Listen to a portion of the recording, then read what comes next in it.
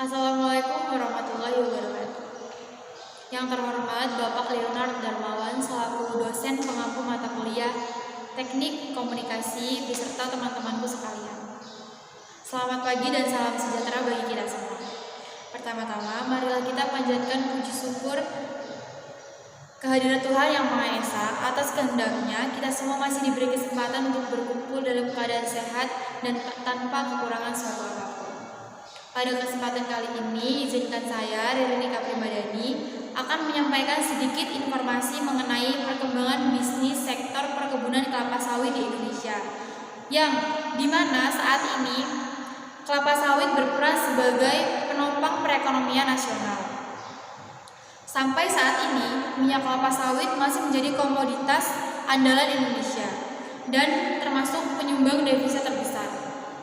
Meningkatnya kebutuhan minyak nabati domestik beserta potensi ekspor minyak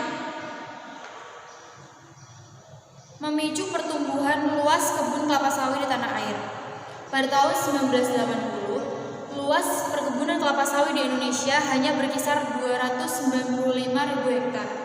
Tapi setelah 30 tahun kemudian atau sampai saat ini bertambah menjadi berkali-kali lipat luasnya.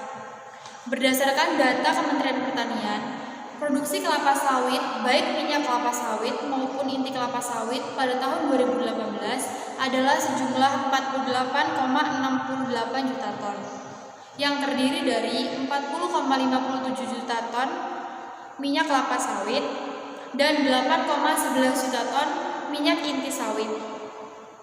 Jumlah produksi tersebut berasal dari perkebunan sawit rakyat, yaitu sebesar 16,8 juta ton atau 35%, kemudian perkebunan besar negara 2,49 juta ton atau senilai 5%, dan yang terakhir adalah perkebunan besar swasta yang senilai 29,39 juta ton atau sebesar 60%-nya.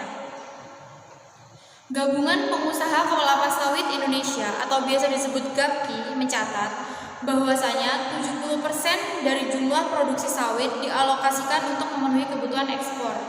Sedangkan 30% lainnya atau 30% sisanya digunakan untuk memenuhi kebutuhan di dalam negeri. Nilai sumbangan devisa kelapa sawit Indonesia sepanjang tahun 2018 mencapai 289 triliun.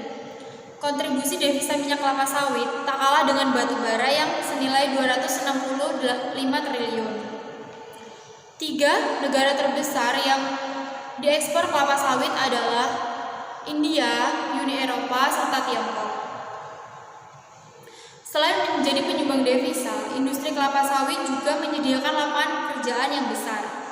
Menurut data Direktorat Jenderal Perkebunan Kementerian Pertanian pada tahun 2019, 59% perkebunan kelapa sawit dikelola oleh perusahaan, sedangkan 41% lainnya adalah dimiliki oleh masyarakat. Perkebunan kelapa sawit yang dimiliki oleh masyarakat tersebut telah menyediakan 2,3 juta lapangan pekerjaan. Selain penyumbang devisa dan penyedia lapangan pekerjaan, kelapa sawit yang merupakan sumber minyak nabati yang paling produktif untuk menjadi bahan baku biodiesel.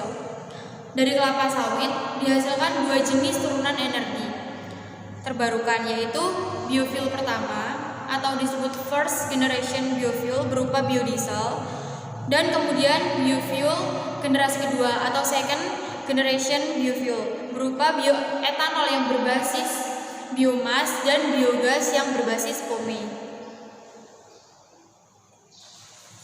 Pertumbuhan produksi biodiesel adalah rata-rata 14,1% per tahun, sedangkan pertumbuhan produksi biodiesel negara-negara Asia terbilang cepat atau pesat, yaitu rata-rata 25% per tahun.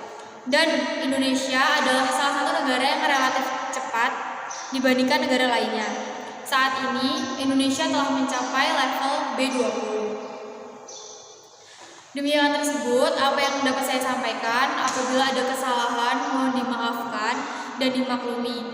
Dan semoga apa yang saya sampaikan dapat bermanfaat bagi Anda sekalian. Saya ucapkan banyak terima kasih. Selamat pagi dan wassalamualaikum